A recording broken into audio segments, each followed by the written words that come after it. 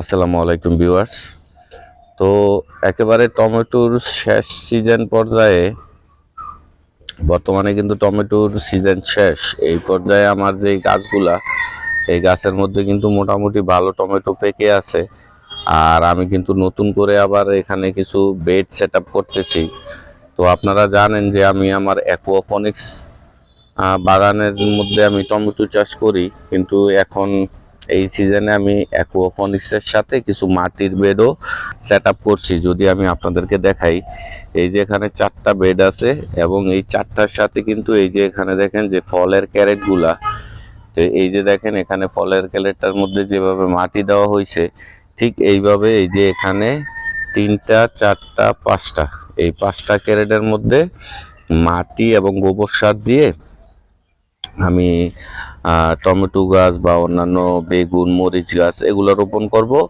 আর এই যে আমার অ্যাকুয়াপনিক্সের যে বেডগুলা, এই টমেটোগুলা হারভেস্ট করার পর এখানে আবার আমি অন্য কিছু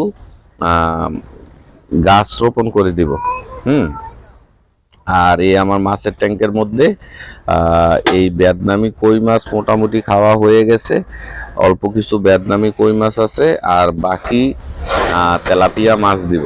এই পাকা টমেটোগুলা সবগুলো পেরে নিব।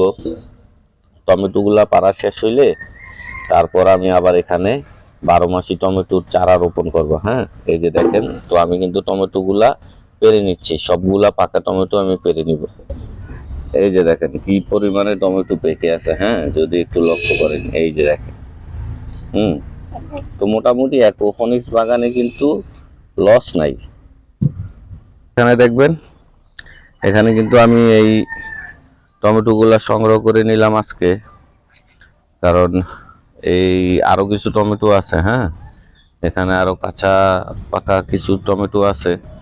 এই টমেটোগুলাও যখন আর 2-4 দিন পর যখন কমপ্লিটভাবে পেকে যাবে, টমেটোর চারা রোপণ করে দিব। তো আজকে এই পরিমাণ টমেটো হারভেস্ট করলাম, তারপর কিন্তু আবার নতুন করে চারা রোপণ করব। তো আপনারা যারা আমার চ্যানেলে নতুন দর্শক, চ্যানেলটা সাবস্ক্রাইব করে দিবেন এবং ভিডিওটা ভালো লাগলে একটা লাইক দিবেন। আর কোনো কিছু জানার থাকলে কমেন্ট করবেন। আজকের মতো বিদায় নিলাম। আসসালামু আলাইকুম।